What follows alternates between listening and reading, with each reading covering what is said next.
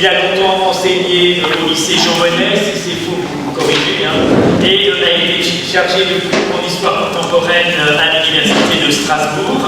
Alors, parmi ses publications, la Société strasbourgeoise entre France et Allemagne dans les années 1871 à 1924, paru à la Société savante d'Atlas, les Reichs universitaires de Strasbourg et de Poznan et les résistances universitaires, qui a été publié dans la revue d'Atlas, avec. Oui, c'est pour un colloque que vous avez édité avec Christian Deschler et Pierre Racine. Et d'autre part, vous avez travaillé le sort des populations après 1918 dans un article publié dans la revue d'Atlas, si je vois bien. Alors, vous prenez par ailleurs une part importante à la publication en cours du dictionnaire des institutions d'Alsace. Bien, alors voilà, vous allez nous parler de Charles Althofer, pasteur, fonctionnaire et homme politique, et nous vous écoutons avec toute attention requise. Voilà, merci à vous.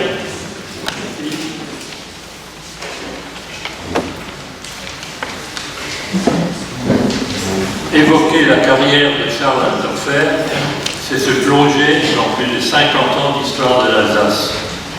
Elle débute en 1907, le jeune pasteur est nommé à Lenbach, poste où il restera durant 12 ans. Nous sommes alors sous le Reichstag. Elle s'achève en 1959, car de 1955 à 1959, il achève le second mandat de maire de Strasbourg de Charles Frey, son ami de toujours. Nous sommes alors au passage de la 4e à la 5e République.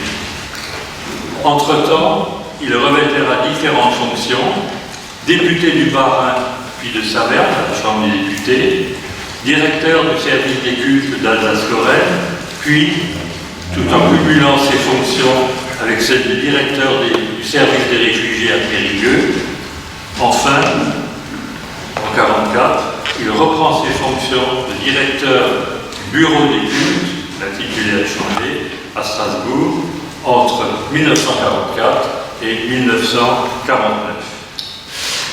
C'est donc un cursus atypique dont les fonctions ne se succèdent pas, mais s'emboîtent l'une dans l'autre. Rappelons encore que ces activités à Périgueux et dans les départements de correspondance, c'est les départements du sud-ouest qui ont accueilli les réfugiés alsaciens, où il vient en aide aux populations de réfugiés, il prend une grande part et des risques à aider financièrement les juifs repliés là-bas, qui lui valurent en 1944 d'être placé sous la surveillance de la Gestapo. Cette action lui valut d'être nommé juste parmi les nations à titre posthume en 2001. Je vous remercie, Madame, de l'avoir signalé tout à l'heure. Mais nous sommes principalement intéressés par ses fonctions de 25 à 49 de directeur des cultes, soit des fonctions qu'il exerce durant près de 20 ans. Pour comprendre la façon dont il s'est représenté cette responsabilité, le rôle qu'il a pu jouer après 1944 dans l'épuration du corps pastoral, mais déjà la façon dont il a dû faire face à partir de 1929 jusqu'en 1939 aux problèmes posés par les pasteurs impliqués au compromis dans le mouvement autonomiste, il faut regarder un peu en arrière, évoquer brièvement sa carrière pastorale à Lenbach et à Wissembourg, sa carrière de député de 1919 à 1928, pour en arriver pour finir à ses fonctions de directeur du service des cultes. Le pasteur, d'abord, il naît le 31 janvier 1881 à Wörth, dans un milieu modeste, mais quand même relativement aisé. Il est l'aîné de 3 enfants. Son père, Albert, est propriétaire d'une petite tannerie qui dut fermer ses portes en 1990. Mais s'il sut rebondir, il devient comptable d'une petite entreprise de pétrole. Nous sommes tout près de Pechelbronn. Son père lui a transmis les valeurs du travail bien fait et de l'honnêteté. La famille, c'est très important, la famille est très francophile. Études secondaires à la Real Schule de Luxembourg, on nous dit que c'est un élève peu motivé, puis au gymnasium de Haguenau, où, sur les conseils du grand-père, il fait du latin. Le latin, ça peut toujours servir. Il fait des études supérieures, alors il hésite un moment à avoir une carrière de missionnaire. Il est de la génération d'Albert Schweitzer, et au début de théologie, il fait finalement des études de théologie incitées par son père. Études de faculté de Strasbourg, de Berlin, puis de Paris. Alors, une petite parenthèse, pourquoi Berlin, où il passe le semestre 1902-1903 jusqu'à Pâques? Sous le Reichsland, l'usage s'était répandu de la part des étudiants allemands venus étudier à Strasbourg, d'aller faire des études dans diverses universités allemandes. Les universités allemandes les plus fréquentées par les étudiants alsaciens étaient Berlin. D'après Bernard Vogler, qui a fait une statistique, près de 60% des étudiants de théologie qui allaient dans une autre faculté que celle de Strasbourg allaient à Berlin. Berlin, suivi de Halle, Marbourg et Greifswald. On y restait souvent qu'un semestre, c'est le cas d'Altorfeld. La faculté de théologie de Berlin était reconnue dans le domaine de l'exégèse et de l'histoire de l'Église. La théologie qui est enseignée était la théologie libérale, alors que beaucoup d'autres facultés étaient de tendance piétiste ou néo-luthérienne. Il est ordonné en 1906. Il suit alors le cursus classique des jeunes pasteurs, vicaire à Maslow, à Biblenheim, à Westhofen, et en 1907, il est nommé pasteur titulaire à Lembach, où il restera jusqu'en 1919, soit une durée de 12 ans. À Lembach, ses activités pastorales sont débordantes. Il est animé, il est aimé de ses paroissiens. Nous sommes renseignés sur son ministère à Lembach, surtout pendant la guerre de 14-18, à partir de souvenirs qu'il a rédigés au soir de sa vie, en 1958-59, destinés à ses proches et non destinés à être publiés. Mais on a repris, M. Charles Levaille a repris certains passages de ses souvenirs, car il avait épousé une nièce de Charles Altorfer. Il a publié ces fragments de souvenirs dans 3 revues de la revue d'Outre-Forêt. Parlons surtout de son activité pendant la Première Guerre mondiale. Il organise l'accueil de 32 prisonniers russes accueillis par la commune de Lembach. Il seconde le Kreisdirektor, pas tellement dans ses fonctions officielles, mais pour des raisons humanistes, pour diffuser les consignes auprès des maires d'arrondissement, ce qui nécessite de nombreux déplacements. Dans ses souvenirs, on apprend qu'il acquiert un cheval. Il se met même à l'agriculture en plantant des pommes de terre, apprend à tenir la charrue. Il aménage également son presbytère pour accueillir avec son épouse des malades et tenir des permanences. 1919 représente un important tournant dans sa carrière. Faisons maintenant attention à la chronologie. Le 16 mai 1919, il est nommé pasteur à Wissembourg. Il est installé 2 mois après. Or, le 16 novembre 1919, il est élu député du Bas-Rhin, membre du Parti démocratique créé par Charles Frey, et il va garder alors son poste de Wissembourg jusqu'en 1929, cumulant aussi celle de président du consistoire de Wissembourg, Lembach, Niedersteinbach, Wingen-sur-Modèle.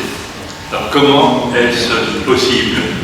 En fait, dans le Bob que je conseille à tout le monde, c'est vraiment des références pour connaître les carrières de pasteur, on apprend qu'il est nommé als Zweitpfarrer, comme curé, comme deuxième pasteur. Il faut dire que Wissembourg était à l'époque une grande paroisse avec une communauté protestante relativement importante. Dans les archives de l'UEPAL, je remercie le président Becker de m'avoir autorisé à travailler sur ces archives. Je lui en suis très reconnaissant. J'ai trouvé ce document qui date de 1919.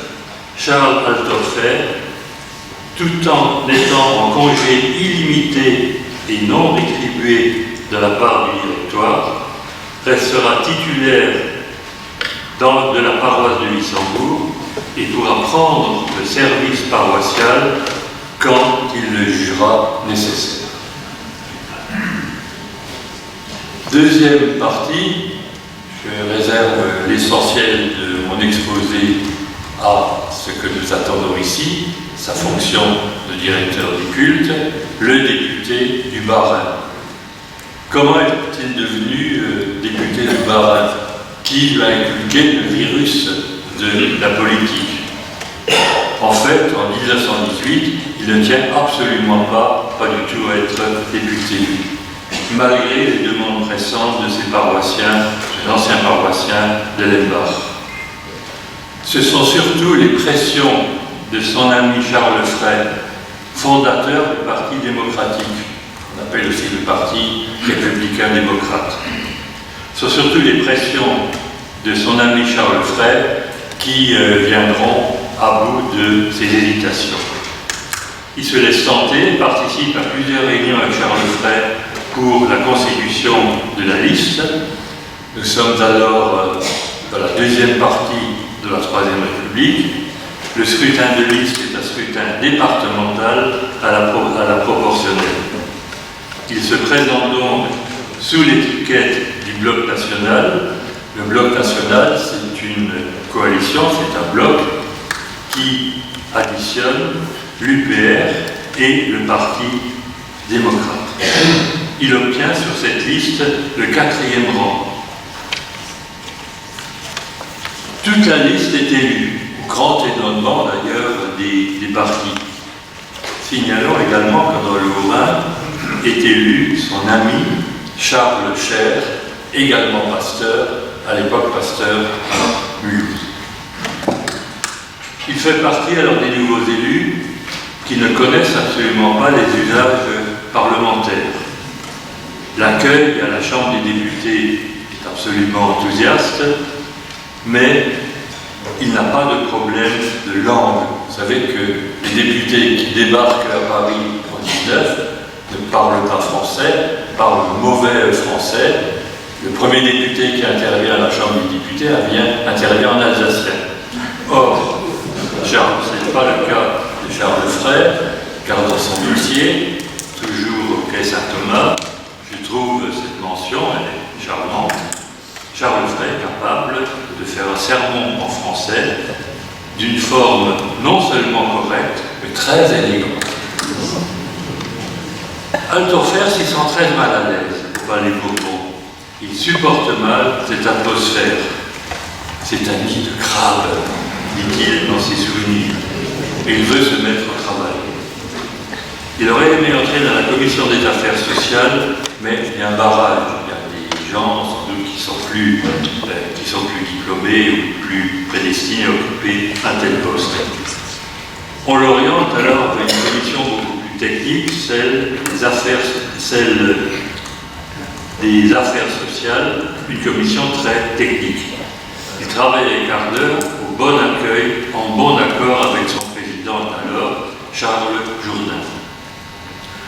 Disposant de beaucoup de temps libre, il ne passe pas son temps à la buvette, comme beaucoup de députés, à bavarder avec les journalistes, mais il lit beaucoup. Il lit beaucoup à la bibliothèque de la Chambre. D'ailleurs, il fait la connaissance de Robert Schumann. Que lit-il? Apparemment des manuels de droit et des livres d'histoire d'Alsace dont il nous dit qu'il ne connaissait pas assez l'histoire. Il a une bête noire, Édouard Herriot. Pourtant, il devra le rencontrer à plusieurs reprises. Édouard Herriot est, dit-il dans ses souvenirs, le plus grand fossoyeur de la France. Il est réélu facilement en 1924, ainsi que Cher dans le Haut-Rhin. Durant le premier mandat, il apprend son métier de député, il se documente, il lit, il regarde comment la machine parlementaire fonctionne. Autant, durant son deuxième mandat, il est maintenant au courant des us et coutumes, il se lance.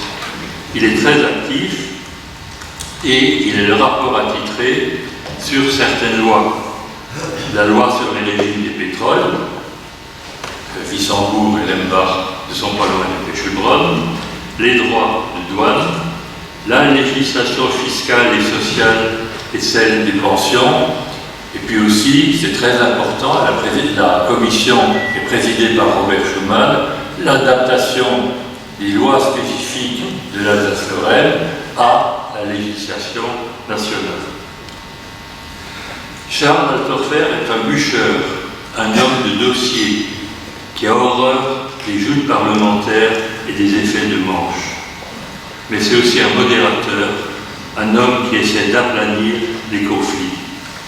Par exemple, ses interventions à la Chambre sur l'enseignement de l'allemand à l'école primaire. Nous avons vu que c'est une question qui est très prégnante dans l'entre-deux-guerres, auprès du monde pastoral, mais auprès de la population alsacienne en général. Il intervient non pas pour des raisons idéologiques, mais pour des raisons de bon sens et de pragmatisme. Charles Altorfer est un modérateur et un pragmatique.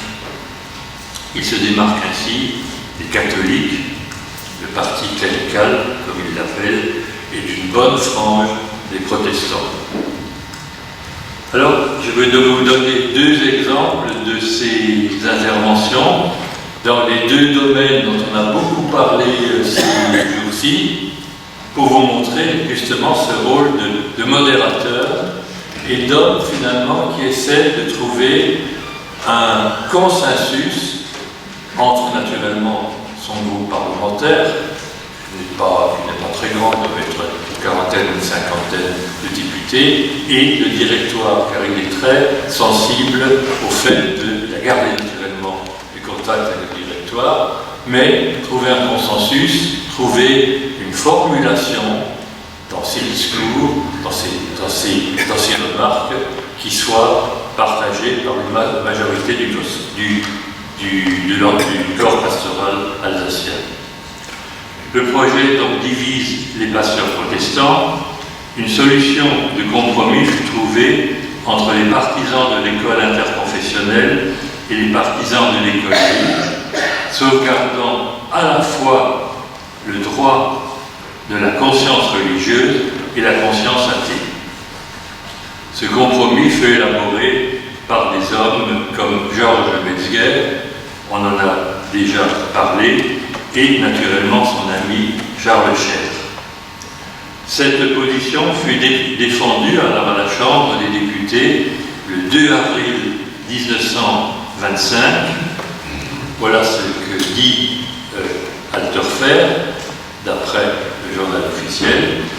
Nous, le Parti démocratique, avons préconisé une école interconfessionnelle neutre, mais avec un enseignement religieux facultatif, assuré par des autorités, compris dans l'emploi du temps et donné dans les bâtiments scolaires. Je crois que tout est dit là en quelques lignes. Nous ne sommes pas, je continue, j'ai coupé un peu la citation, nous ne sommes pas entièrement d'accord avec le président du Conseil, Herriot, et ses amis radicaux.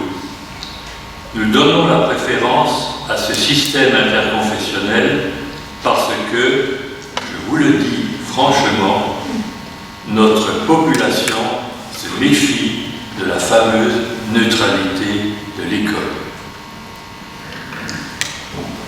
L'autre intervention, là je passe plus vite, c'est un moment, bon, vous savez que la déclaration d'Herriot de juin 24 a semé le trouble et l'inquiétude en Alsace. Alors Herriot, à un moment donné, sent que d'introduire, de supprimer le concordat, d'introduire la législation laïque, ça ne passera pas. Alors Herriot est en train de chercher un moyen et il est question d'introduire un certain nombre de mesures par décret. Et ça, on n'en veut pas. Alors, il intervient avec Charles Cher auprès de Herriot. Je vous ai dit tout à l'heure ce qu'il pensait de Herriot, pour éviter que la législation sur les cultes et l'école soit introduite en Alsace-Lorraine par décret. Herriot l'écoute et lui promet que ce ne sera pas fait, et Herriot tient parole. La deuxième chose que je retiens de ces deux mandats, ça n'a pas tellement rapport avec la vie parlementaire, mais c'est sa participation à la conférence de Stockholm. Je vous disais en introduction que ces fonctions s'imbriquent, s'emboîtent l'une dans l'autre. Le député ne chasse pas le pasteur. La conférence de Stockholm, World Conference of Life at Work, est à la fois un événement religieux et politique. Elle se situe en 1925. Ce sont les premiers balbutiements de l'œcuménisme après la conférence d'Édimbourg de 1910. Je ne m'attarderai pas beaucoup sur son aspect théologique, non qu'il faille sous-estimer l'importance de cette rencontre pour l'Église protestante et orthodoxe, heureuse de pouvoir se retrouver et de pouvoir échanger sur des sujets à la fois théologiques et pratiques. Concernant l'aspect œcuménique de la rencontre, Charles Altorfer en revient enthousiaste au point qu'il en fait des comptes rendus dans 3 hebdomadaires protestants. Cet enthousiasme n'est pas partagé par tout le corps pastoral et elle lui vaudra un article critique et même assez acerbe d'Eberhard Stricker dans le Friedensbote. Les représentants du dire, alors là, il y a eu pour la conférence de Stockholm, il y a eu une longue discussion, ça a duré des mois, pour la constitution de la délégation. La représentation du directoire et la formation de la délégation posent un problème. Altorfer craignant que les représentants germanophiles puissent porter dans une réunion internationale des sujets qui divisaient alors profondément le problème pastoral, le problème de la langue, le problème de l'école. Comme il s'est maintenant fait un réseau de connaissances, il s'en ouvre à Charles Briand, à Briand, ministre des Affaires étrangères, qui propose un certain nombre de noms, dont celui de Charles Cher et naturellement d'Altorfer. À Stockholm, Altorfer constate combien était insidieuse la propagande allemande, anti-française. Dans ses propos, il se montre très prudent sur la question de la langue et de l'autonomisme et profite de l'occasion. Alors, il y a énormément de rencontres, de contacts, pour prononcer, il se dit, les gens que je rencontre, les gens que je vois, n'ont finalement aucune connaissance de l'histoire d'Alsace et de la situation dans laquelle se trouve l'Alsace depuis 1919. Alors, dans ses souvenirs, il dit j'ai aucun ouvrage, j'ai rien, et en une nuit, il rédige sa conférence, il enfile un costume parce qu'il fallait être bien habillé, c'est un club célèbre devant lequel il fait sa conférence est applaudie, elle a un très grand succès. À son retour, il fait abrir un compte-rendu de sa mission. Celui-ci se montra très satisfait de l'attitude de la petite délégation alsacienne. Nous sommes maintenant au printemps 28, c'est la fin de son deuxième mandat. Va-t-il se représenter? Il n'y tient absolument pas. Il est toujours soumis aux pressions de ses paroissiens, mais surtout de Poincaré. Finalement, il accepte, il aurait aimé se présenter. Ce n'est plus maintenant la proportionnelle, la liste à la proportionnelle, c'est maintenant le scrutin d'arrondissement. Il aurait aimé se présenter dans la circonscription de Wissembourg, où il est connu. Poincaré lui dit non, je veux que vous alliez à Saverne. Poincaré souvent savait. Pourquoi? Parce que là-bas, il allait au Casse-Pipe. Et son adversaire sera Dalette. Large défaite devant Camille Dalette, un autonomiste radical. Alors, cette élection est un cas d'espèce, j'ouvre ici juste une parenthèse, parce qu'on a montré, les spécialistes de l'histoire d'Alsace, de l'entre-deux-guerres, nous montrent qu'à cette époque, le vote était religieux. Les catholiques, à la grande majorité, votaient UPR. Les protestants qui ne voulaient pas voter pour la même liste, votaient pour la liste républicaine démocratique. Et alors là, il y a un renversement. Dalette obtient la majorité des voix protestantes, Altorfer, le protestant, la majorité des voix catholiques, parce que considéré comme francophile et hostile à l'autonomisme. Cet échec politique ne l'affecta absolument pas. Ça sera la fin de sa carrière politique. Il n'en tirera aucune amertume d'avoir été battu. Ma troisième partie, le directeur des cultes. Il est nommé directeur des cultes le 26 mai 1929 par Poincaré. Il faudra encore pratiquement un an avant qu'il ne puisse entrer en fonction, parce que pour être directeur des cultes, il fallait être haut fonctionnaire. Son prédécesseur, Georges Locher, docteur en droit, est un ancien préfet. Son successeur, Ernwein, pas le président du directoire, un autre Ernwein, Joseph Ernwein, est sous-préfet. Donc le temps qu'on rédige, qu'on publie les décrets, le poste sera libre, il ne revêtira le poste qu'à l'été 28. Qu'est-ce que le service des cultes? Remarquons d'abord la longévité à ce poste. 1919, 1929, à Périgueux, là, les choses ne sont pas tellement nettes.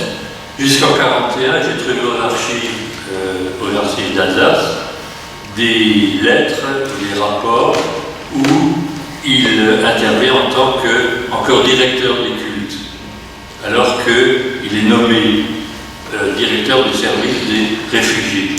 Une autre source me dit qu'il cumule pendant ces 4 ans la fonction de directeur des cultes et directeur du service des religieux et directeur du service des réfugiés. C'est pas quelque chose d'impossible. Le service des cultes existait déjà sur le Reichsland. Après 1918, le service est rattaché au commissariat d'Alsace-Lorraine. Christian Bechler nous en parlait, nous en a déjà parlé, avec les 2 titulaires du poste, Alexandre Mirand et Alain Petit.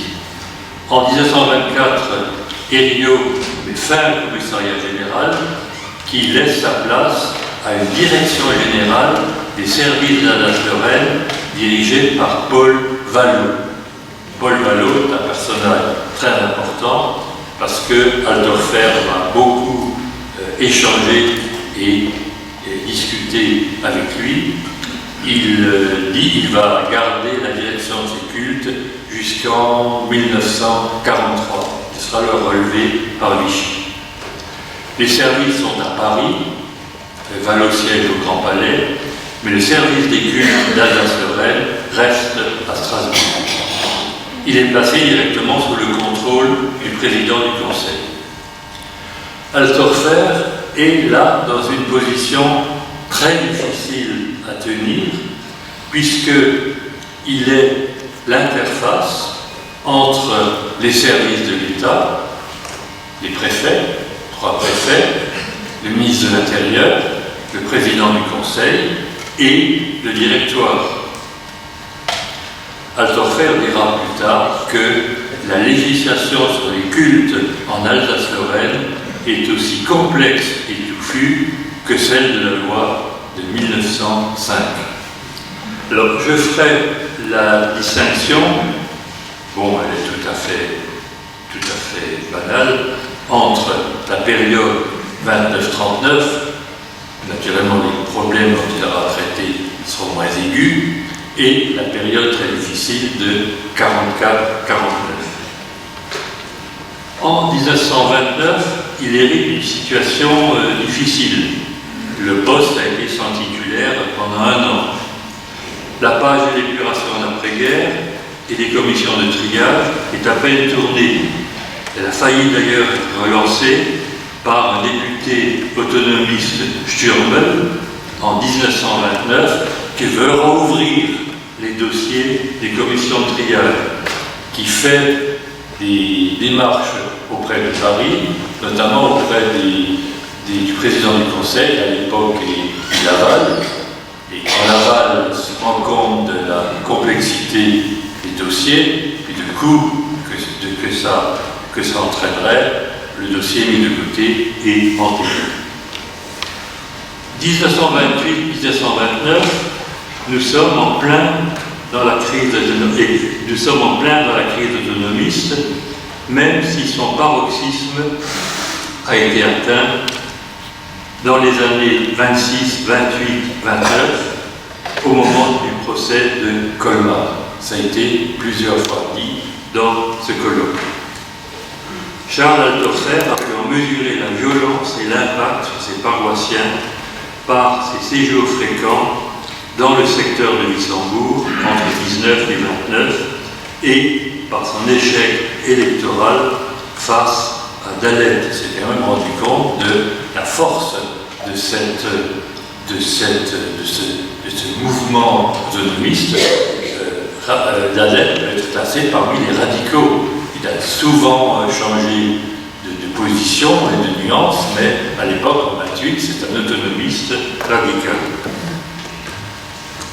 Je ne vous citerai que 2 exemples de la période 29-39 pour montrer la complexité des dossiers. Le premier, c'est le cas d'Eberhard Stricker, pasteur à Saint-Pierre-le-Jeune, de 1917 à 1933. Il est directeur et rédacteur en chef du Friedensbote. Après, il prend la succession d'ailleurs de Karl Maurer, donc directeur du Friedensbote de 1918 à 21. En 1931, dans une prédication en chaire, il critique la französische Machtpolitik. Le 25 octobre 29, dans un long article dans la Friedensbote, il rend la France responsable de la crise économique, de la famine, de l'état dans lequel se trouve l'Allemagne, comme si la France, on sait la question des réparations, du traité de Versailles n'est toujours pas réglée. Finalement, le directoire le suspend de ses fonctions pastorales durant 2 mois avec maintien du traitement. Vallot et Alterfer auraient voulu aller plus loin. L'affaire en reste là. Charles Alterfer enrage. Il se rend compte de la limite de ses possibilités. Je saute sur le deuxième exemple et comme il ne reste plus tellement de temps, nous avons entendu hier et ce matin beaucoup d'études de cas qui ont été quand même assez documentées et assez circonstanciées. Donc je saute une partie de l'exposé que j'avais prévu et je voudrais dégager alors ce que j'appellerais une méthode à Alterfer. Il y a dans la façon de traiter les dossiers une méthode à Alterfer. Elle repose sur 3 principes que j'énoncerai. Premier principe, on défend les pasteurs. Lorsque enquête administrative et enquête de police, enquête souvent de la part du directoire, les faits lui paraissent bénins. Par exemple, en 45-46, il est très ferme sur les dossiers les plus à charge. Il sera quelquefois en désaccord avec René Höpfner, qui a été comme lui replié à Périgueux. Il émet des réserves expresses sur la décision du directoire de classer en 3 catégories les pasteurs, rayés d'office, mettre à la retraite et les mettre sur des listes de pasteurs délégués. Donc ils étaient titulaires d'un poste, on les envoie sur un poste en général de moindre importance et éloigné surtout du premier poste, que ça fasse un petit peu oublier. Alterfer dit ça ne repose sur aucun texte.